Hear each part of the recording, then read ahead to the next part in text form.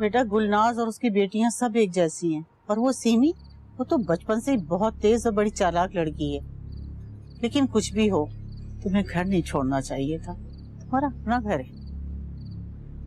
मेरा कुछ नहीं है उस्तानी जी, मेरा कोई नहीं है। ऐसे नहीं कहते बेटा, हम है ना तुम्हारे, और जिसका कोई नहीं होता उसका अल्लाह ताला होता है। अल्लाह अपने मजलूम बंदों को कभी अकेला नहीं छोड़ता। और मुझे तो सबने तन्हा छोड़ दिया।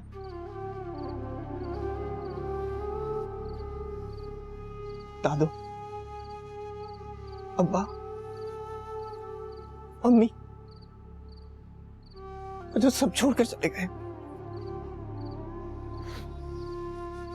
जो कुछ रिश्ते बचे थे आज वो भी खत्म हो गए। खत्म सब कुछ तब होता है तब इंसान अपने अंदर से उम्मीद और हिम्मत खत्म कर दे। तुमने अपने अंदर से क्यों उम्मीद खत्म कर दी बेटा? जब मेरे पास कुछ है ही नहीं तो उम्मीद किस चीज की लगा? ऐसा क्यों सोचा तुमने? तुम्हारे पास सब कुछ है। क्या है मेरे पास? कुछ भी तो नहीं है। तुम्हारे पास सब कुछ था और सब कुछ है, बस ना उम्मीदी को अपने अंदर से निकाल दो। नानी बस कर देना, आराम करने दें बेचारे को। हाँ हाँ बेटा, आराम करो, तुम आराम करो, बाकी बातें सुबह कर लेंगे। नहीं उस्तानी जी, मैं चलता हूँ। अरे नहीं नहीं बेटा, इतनी रात में कहाँ जाओगे? बस यहीं रुक जाओ। मगर मैं सैफ, तुमने सुना नहीं नानी क्या कह रही हैं? जब तक तुम ठीक नहीं हो जाते तुम यहीं रहोगे।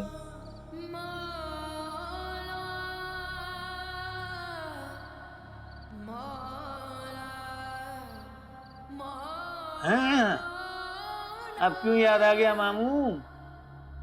मैं तो किसी काबिल नहीं हूं ना, भिखारी हूं मैं, हर वक्त धमकियां देता रहता हूं। हम जितनी कम गुफ्तगू करें ना एक दूसरे से उतना ही अच्छा है। मुझे मेरी गलतियां याद कराने से बेहतर है कि तुम अपनी कीमत बढ़ा दो। इस तरह मेरा भी काम हो जाएगा और तुम्हें भी बहुत फायदा होगा। मेरे फायदे का तुझे कितना ख्याल है, ये बात मैं अच्छी तरह से जानता हूँ। मैं हमेशा ग्राहक की जेब देखकर कीमत बताता हूँ। ये बात तुझसे ज्यादा बेहतर कौन जानता होगा गुलनाज? ये बहस का वक्त नहीं है। जो ग्राहक और दुकानदार का खेल तुम खेलते हो ना, वो किसी और वक्त खेलना। सैफ का तुमने बंदोबस्त ना किया ना तो जो रकम तुम हर महीने मुझसे बटोरते हो ना वो भी बंद हो जाएगी। महीने का वो खर्चा तो किसी और बात का है बांजी। अगर वो बंद हुआ ना तो जबान खुल जाएगी मेरी। अलबत्ता इस काम के लिए हथेली पर कुछ पैसे आ जाएंगे तो दिमाग भी चलना शुरू हो जाएगा। और तुझे तो पता ही है कोर्ट कचहरी के कामों में कितना खर्चा होता है। हाँ हाँ, जो तुम कह रहे हो तुम्हें मिल जाएगा, लेकिन काम पक्का होना चाहिए। इस सैफ का बच्चा 4 साल से पहले जेल से बाहर ना निकले, समझे तुम? बिल्कुल ऐसा ही होगा। ऐसे केस में फंसवाऊंगा 6-7 साल से पहले जेल से बाहर नहीं आएगा। मैं शाहिद को भिजवा रहा हूँ तो उसके हाथ पैसे भिजवा दे।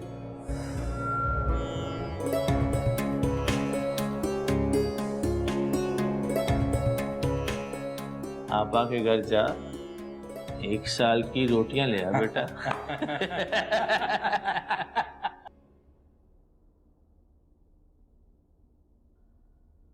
या अल्लाह, तू सैफ की मुश्किलें आसान फरमा दे। इस बच्चे ने आज तक सारी जिंदगी तकलीफों में गुजारी है, माँ बाप के सहारे के बगैर बहुत हिम्मत से सब कुछ बर्दाश्त किया है, लेकिन इतना जुल्म है परवरदिगार, गुलनाज और यावर के दिल में तो जरा सा भी इस यतीम बच्चे के लिए रहम नहीं है मेरे मालिक, तू तो जानता है कि असल हकदार इस जायदाद का सैफ है। तू उसकी मदद फरमाए मेरे मालिक, उसका सहारा बन जा।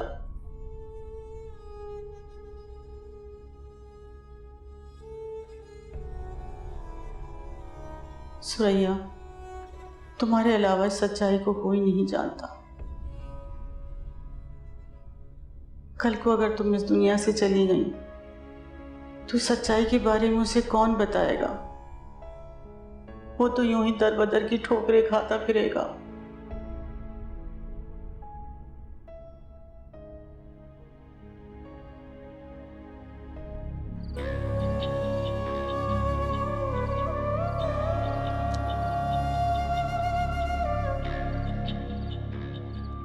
वैसे घर में सब ठीक है? ठीक ही होंगे।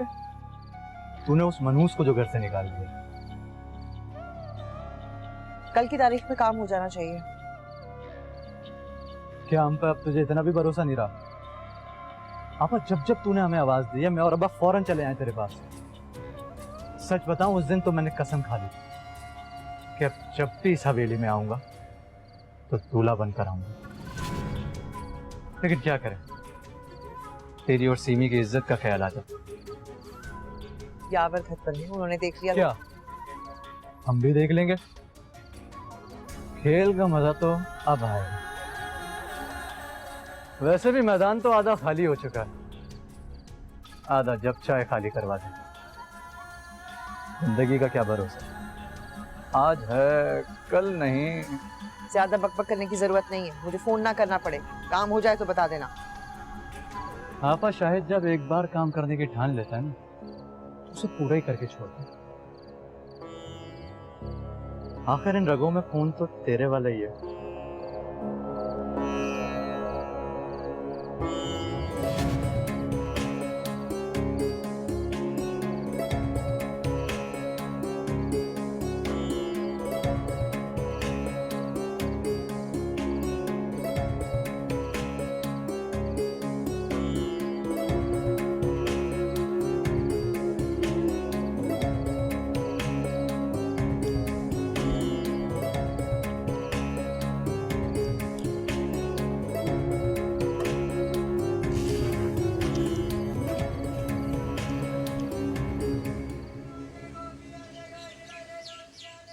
बेटा, ये सारी जायदाद, ये सारा कारोबार तुम्हारे अब्बा फिजर हयात का था। अरे यावर ने तो नफीसा बेगम की जिंदगी में सारी दौलत, सारी अपने हिस्से की जायदाद अय्याशी में उड़ा दी। तुम्हारे अब्बा की शराफत थी कि फिर भी उन्होंने उससे नाता नहीं तोड़ा और उसकी मदद करते रहे। मगर ताईमी तो कहती थी कि घर और बिजनेस तो अब्बू का है। अब्बू ने सब कुछ बर्बाद कर दिया। अरे नहीं बेटा, गुलनाज झूठ बोल रही है। अरे उसकी तो तरबियत ही ऐसे माहौल में हुई है, वो तो सच बोल ही नहीं सकती है। उसने यकीनन चक्कर चला के सारे कारोबार और सारे घर पे कब्जा कर लिया है, लेकिन वो ये नहीं जानती है कि यतीम का माल खाना कितना बड़ा गुनाह है, इसकी कितनी बड़ी पकड़ है अल्लाह ताला के यहाँ। अरे गुलनाज को क्या कुछ नहीं मिल गया इस खानदान का हिस्सा बनकर, मगर उसकी खसलत नहीं बदली। और तुम्हें पता है, उसका मुन्ने मामू और शाहिद आज तक उसी मोहल्ले में रहते हैं।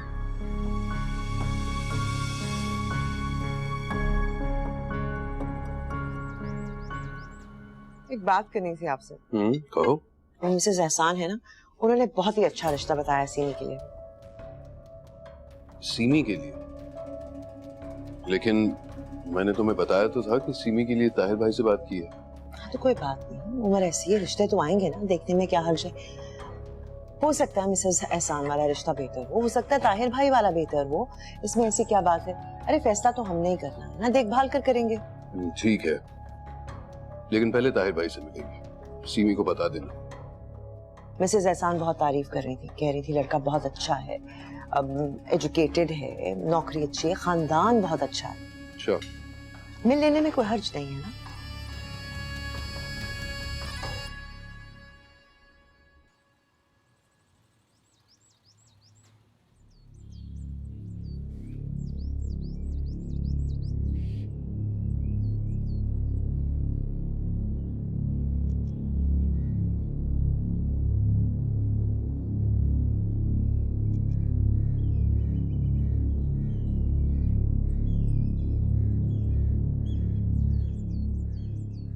नानी, सैफ कहीं गए हैं? कमरे में होगा बेटा। नहीं, अंदर तो नहीं है वो। अंदर नहीं? क्या कह रही हो?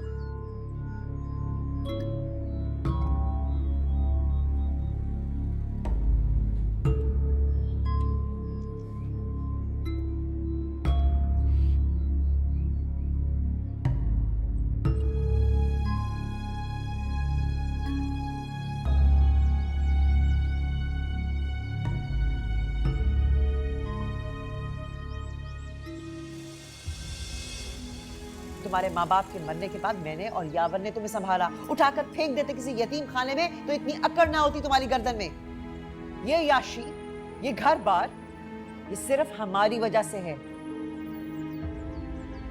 वरना तुम्हारा बाप तुम्हारे लिए कुछ छोड़कर नहीं गया था और ना ही तुम इस काबिल हो।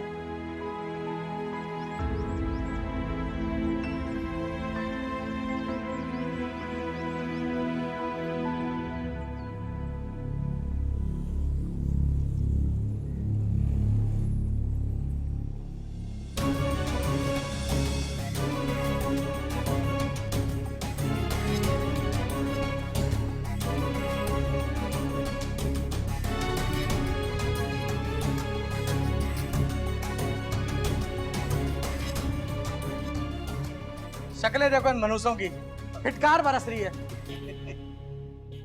दफा हो जाओ सब, निकलो। सर, इन पे इतनी सख्ती ना की कि वजीरों मशीरों के खास बंदे किसी ने हमारी शामत ना आ जाएगी। ये कौन है वो? इसकी सिफारिश नहीं आई अभी तक। सर ये तो वही कैसे?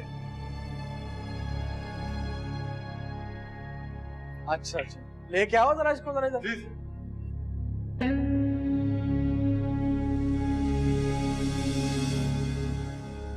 क्या नाम है वो तेरा? क्या नाम है तेरा?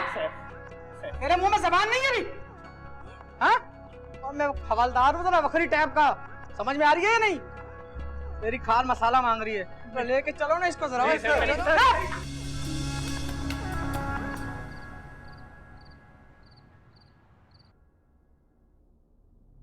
सीमी, कल कुछ लोग देखने आ रहे हैं। मुझे देखने? मैं कुछ समझी नहीं। इसमें ना समझने वाली क्या बात है? तुम्हारा रिश्ता लेकर आ रहे हैं। लेकिन मैं अभी शादी नहीं करना चाहती। यावर भी यही चाहते हैं, उनके पुराने जानने वाले जो ये रिश्ता लेकर आ रहे हैं। लेकिन जब मुझे शादी करनी ही नहीं है अम्मी, तो आप दोनों क्यों मेरे पीछे पड़ गए? शादी नहीं कर रहे, सिर्फ रिश्ता तय कर रहे हैं। शादी उस वक्त होगी जब तुम्हारी पढ़ाई मुकम्मल हो जाएगी। लेकिन कौन है, कैसा है? आप लोग ऐसे ही मुझे किसी के भी पल्ले बांध देंगे? जो भी है वो उससे बहुत बेहतर है जिसे तुमने अपने लिए पसंद कर लिया था। मेरी बात कान खोलकर सुन लो सीमी, सैफ माजी बन गया है तुम्हारा, अब वो कभी तुम्हारे सामने नहीं आएगा। उसका इंतजार करने की गलती मत करना। अगर मैंने उसे यावर के सामने बोलने नहीं दिया तो इसका ये मतलब नहीं है कि मैं नहीं जानती कि एक रात पहले तुम उससे मिलने के लिए खुद उसके क्वार्टर में गई थी। ऐसा कुछ नहीं है अम्मी। माँ हूं मैं तुम्हारी, झूठ बोलने के लिए जितने अल्फाज तुम इस्तेमाल करती हो ना, वो मेरे ही सिखाए हुए हैं। मुझे मजबूर मत करो कि उन लफ्जों का मतलब तुम्हारे लिए बदल दूं। कल वक्त पे तैयार रहना, मुझे तमाशा नहीं चाहिए।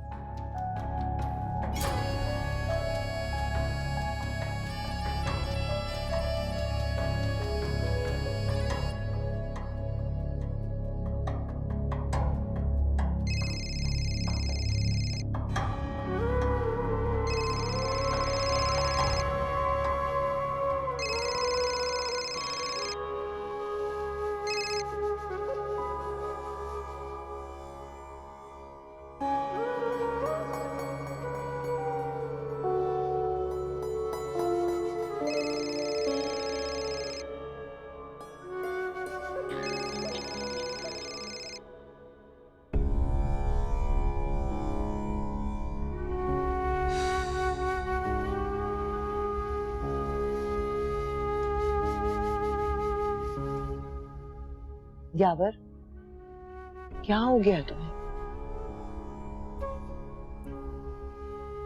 गुलनाज 3 दिन हो गए, सैफ वापस घर ही नहीं आया। तुम्हें क्या लगता है यावर, वो वापस आता तो मैं उसे बर्दाश्त करती, घुसने देती हवेली में? वो वापस आता तो ना, माफी मांग लेता, मैं उसे माफ कर देता। आखिर बेटा है मेरा, और जवान खून है, ऐसी गलतियां हो जाती है।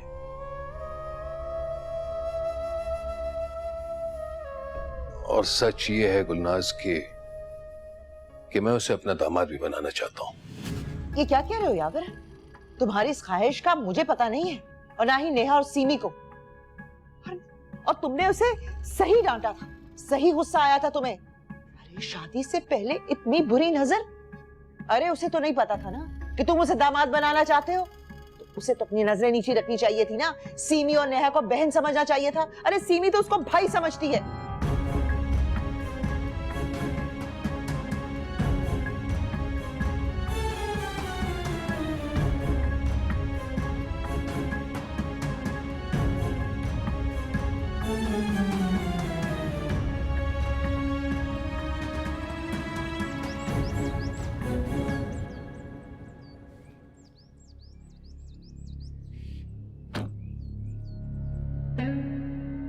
वाह वाह बेटा जी, बड़ा लंबा हाथ मारा। अब आपको पता चला रात को देर से आने से क्यों नहीं डांटती थी इसको मैं। वो ये बातें आप लोग घर जाके भी कर सकते हैं। फिलहाल ये सोचे कि अंदर जाके इन लोगों को पढ़ाना कैसे। अस्सलाम वालेकुम जी, ये आप लोग बाहर क्यों खड़े, अंदर आइए ना, अंदर आए। इन्हें पटाने की क्या जरूरत है? ये तो पहले ही हमारा इंतजार कर रही है। वो गाड़ी में 2 टोकरे पड़े हैं मिठाई के, वो तो निकलवा ले। मैं ले आता हूँ। आप लोग तो आइए।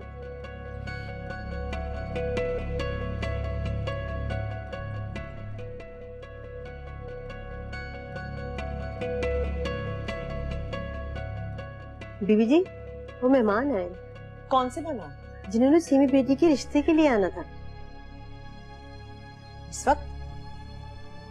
लेकिन अभी तो बहुत देर है, वो इस वक्त कैसे आ गए? मुझे मैंने ड्राइंग रूम में बिठा दिया उन्हें। अच्छा ठीक है, तुम जाओ। ये तो बहुत देर पड़ी है, ये जल्दी कैसे आ गए? वो तो देखो कहाँ है। घर देखा आपने इनका? लाखों का जहेज मिलेगा। मैं तो कहती हूँ लाखों के जहेज को छोड़, तू घर दामाद बनने की सोच। जब तू घर दामाद बन जाएगा ना, हम भी दोनों पीछे पीछे आ जाएंगे। ये लड़की के बाप क्या करता है? बताया था, अपना बिजनेस है, बड़े अमीर लोग हैं ये लोग। अच्छा वो, और मैं क्या करता हूँ? लो जी कर लोगा। आपकी अपनी 2-3 फैक्ट्रियां हैं और जमीनें हैं। हाँ याद। अच्छा वैसे मैं ना अपने आप को सोशल वर्कर बताऊंगी। अपनी तरफ से कोई प्लान नहीं करना, जो चीज पहले से डिसाइड हो गई वही करनी है यहाँ पे। तू नहीं चाहता कि तेरी माँ की प्रमोशन हो? ये आप नहीं लगती सोशल वर्कर। तो तेरा फादर तो लगता है ना फैक्ट्रियों का मालिक। मैंने अंदर इतला दे दी है, बस बेगम साहिबा भी आ जाती हैं। मैं आप लोगों के लिए चाय लेकर आती हूँ। सीमी तुम्हारे पास सारी हैवी ज्वेलरी है, कुछ लाइट सा नहीं है? नहीं। सीमी, नेहा, सुनो वो लोग तो अभी से आ गए। अभी से? आपने तो 5 बजे बुलाया था ना। हाँ लेकिन अब वो आ गए हैं, मैं उन्हें घर से निकाल तो नहीं सकती ना। बहुत ही चालाक लोग हैं भाई, ये देखने के लिए वक्त से पहले ही आ गए कि हम आम हालात में कैसे जिंदगी गुजारते हैं। हाँ तो सीमी बीबी, अब आप भी कुछ चालाकी दिखाइएगा और अपनी जबान को बंद रखिएगा, कहीं उन्हें ये पता ना चल जाए कि आप आम जिंदगी में किस तरह बात करती हैं। ओहो अम्मी, ये कोई बहस करने का वक्त थोड़ी है। सीमी उठो, तुम जाके चेंज कर लो, आधा घंटा लगेगा मुझे तैयार होने। जल्दी करो, जल्दी तैयार होके नीचे आओ। हाँ आप जाए, हम लोग आते हैं। जल्दी करो।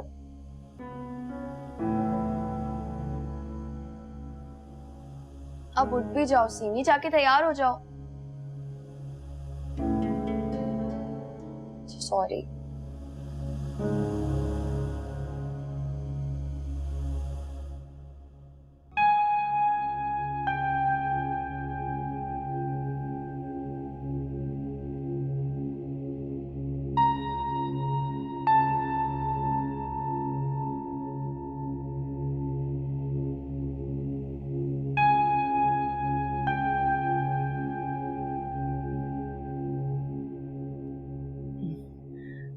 लड़की का नाम क्या है? सीमी, सीमाब नाम है। हाँ, अजमल ने बताया था।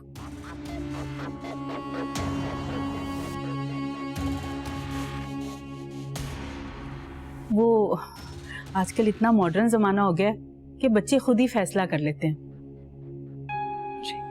लेकिन हम इतने मॉडर्न नहीं है जी। लड़की के वालिद हमसे मिलेंगे या तमाम फैसले माँ बेटी ही कर लेंगी?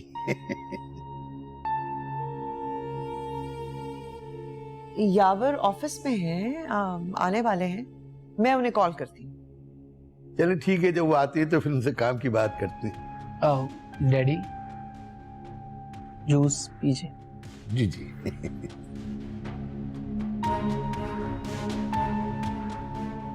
परवीन आओ।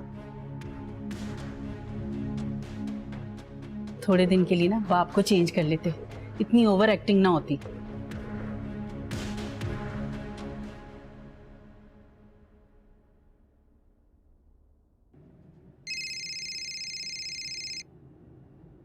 अस्सलाम वालेकुम। हाँ यावर, तुम कहाँ रह गए हो? वो लोग तो पहुंच गए हैं।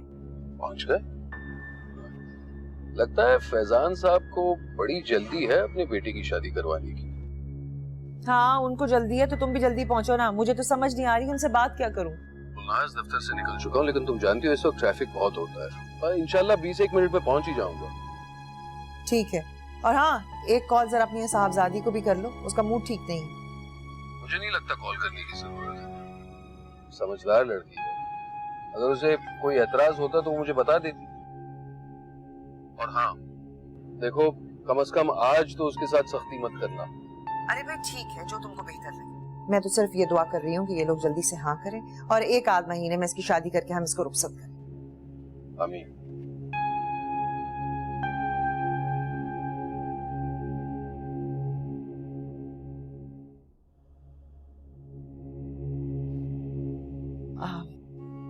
सिमी, सलाम करो। अजमल, तुम दोनों एक दूसरे को जानते हो क्या? अब आंटी, मैं और सीमी कॉलेज में एक साथ पढ़ते थे। अब सीमी शायद मुझे नहीं जानती, लेकिन झूठ मत बोलो अजमल। तुम्हें यहाँ आने की क्या जरूरत थी? बेटा बैठो ना, बैठकर बात करते हैं। ये सब क्या हो रहा है? आप तो यावर के दोस्त हैं ना, रात को वो आप ही से बात कर रहे थे। जी जी जी जी जी। अब वो सुना नहीं आपने? सिमी ने कहा ना, झूठ बोलने की जरूरत नहीं है। आप इनसे मेरे रिश्ते की बात कीजिए बस। अजमल, मैंने तुम्हें मना किया था ना कि मेरा पीछा करना छोड़ दो, तो फिर इस घटिया हरकत की क्या जरूरत थी? देखिए, आप लोग जो भी हैं, बेहतर ये है कि आप लोग यहाँ से तशरीफ ले जाइए। बहुत देर कर दी आप लोग ने। अरे इस तरह तो होता ही इस तरह की, इसमें कौन से मसला है, हो ही जाता है। आप लोग कौन है और अंदर कैसे आ गए? वो हम सीमी बिछिया के रिश्ते के लिए आए हैं। आप भी? नहीं अम्मी, ये लोग इस तरह नहीं जाएंगे। मैं भी गार्ड को। सिमी, सिमी, सिमी, अब वापस जाऊंगा तो तुम्हें साथ लेके जाऊंगा। क्या? तुम्हारी हिम्मत कैसे हुई आने की? तुम होते कौन है मुझे रोकने वाले? मैं तुम्हें मना कर सकता हूँ क्योंकि मैं सीमी का रिश्ता लेकर यहाँ पर पहले पहुंचा हूँ। ये सब क्या हो रहा है मिसेज यावर? मैं तो खुद इन लोगों को नहीं जानती। पता नहीं कौन फ्रॉड लोग हैं जो मेरे घर में इस तरह घुस आए हैं और अब तमाशा कर रहे हैं। तमाशा? ये तमाशा नहीं है। सीमी मुझसे मोहब्बत करती है, अगर आप चाहती हैं तो मैं आपको उसके मोहब्बत भरे मैसेजेस अपने मोबाइल में दिखा सकता हूँ। ये देखिए। आवाज बंद करो अपनी। तुम समझते क्या अपने आप को? छोड़ो छोड़ो हसन, इसको छोड़ दो, बिल्कुल हटो पीछे। अरे निकलिए आप लोग यहाँ से, मेहरबानी करके। हमें आप लोगों से कोई रिश्ता नहीं करना। जाइए, मैं तो आपको जानती भी नहीं हूँ। वाह जी वाह, अपनी बेटी ठीक नहीं है और दूसरों पर चिल्ला रही है। आप अपने बेटे को लेकर यहाँ से निकलिए, जाइए यहाँ से। चलो चलो निकलो यहाँ से, बहुत इज्जत करा ली तुमने।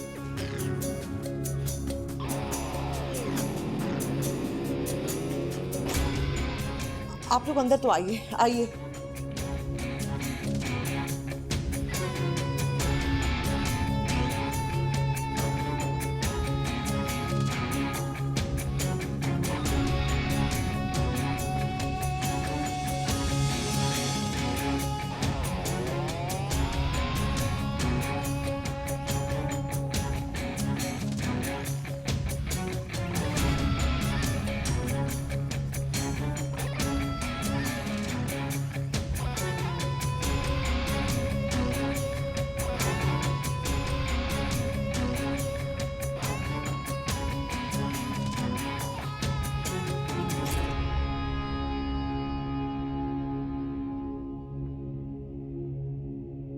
माफ कीजिएगा, हम तो इन लोगों को जानते भी नहीं। पता नहीं कहाँ से ये फ्रॉड लोग हमारे घर में घुस आए। अरे ये तो सीमी को, मेरी बच्ची को बदनाम करने की साजिश थी और कुछ नहीं, वरना सीमी तो उस लड़के को जानती तक नहीं।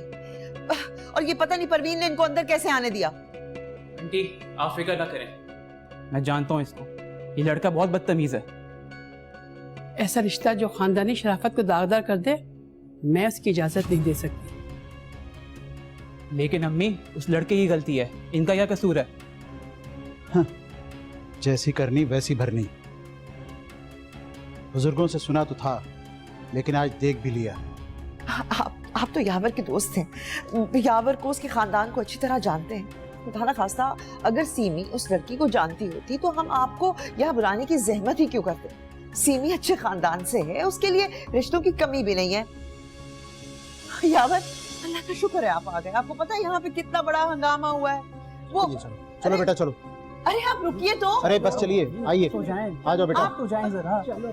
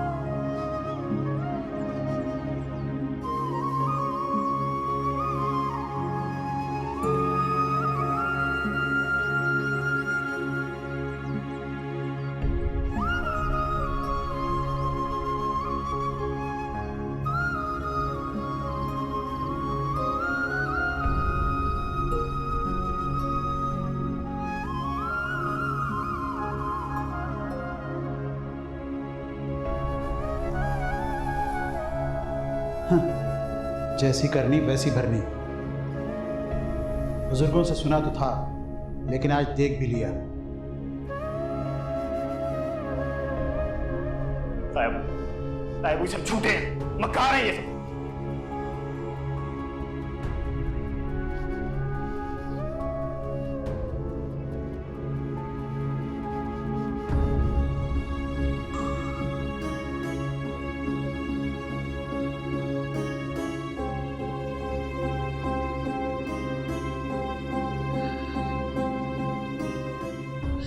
गुलनाज,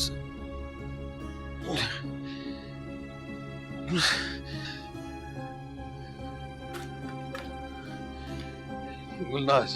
यावर, यावर, क्या हुआ? पानी देना मुझे।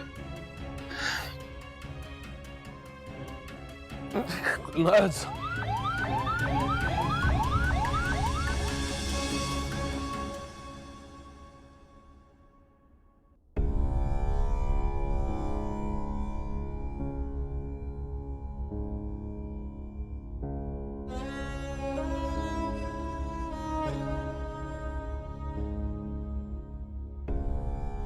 आज जो बोया था उसे काटने का वक्त आ गया। यावर, तुम आराम करो। डॉक्टर ने तुम्हें स्ट्रेस लेने से मना किया है। सैफ बेकसूर था।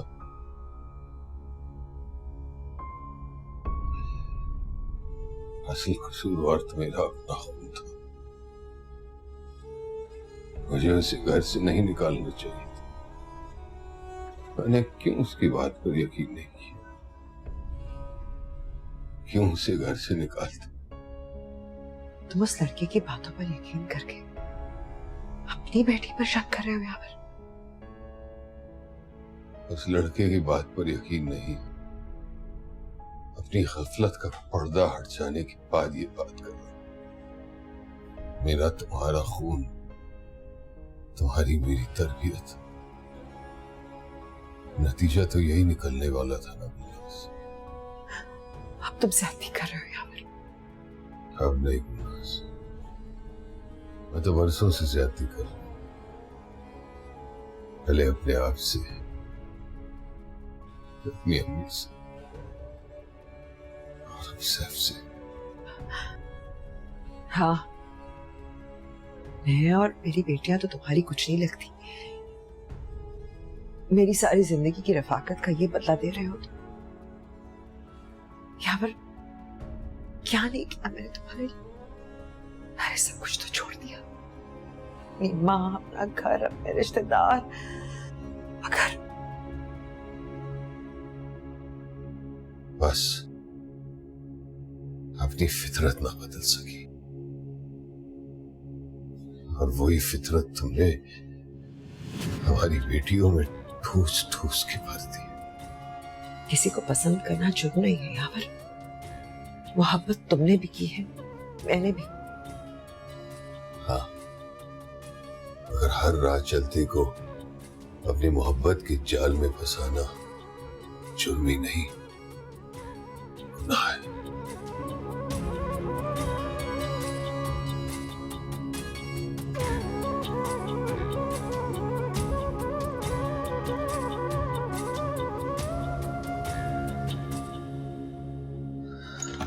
अम्मी, अब्बू कैसे हैं? जो जुल्म तुमने अपने बाप पर किया है ना, उसके बाद उसकी हालत कैसी हो सकती है? जाओ देखो, तुम्हारी असलियत जानने के बाद तुम्हारे बाप पर क्या गुजरी। इसीलिए सारी उम्र तुम्हारी हरकतों पर पर्दा डालती रही मैं। कभी नहीं बताया मेरे यावर को, क्योंकि मैं जानती थी बर्दाश्त नहीं कर पाएगा। अम्मी, मैं अभी अब्बू से माफी। कोई जरूरत नहीं है तमाशा करने की। तुम जाओगी तो उसकी हालत और बिगड़ जाएगी। तुम घर जाओ, यहाँ पे खड़े होके आंसू बहाने की जरूरत नहीं है। जाओ, मैं कह रही हूँ ना, घर जाओ, मैं हूं यहाँ।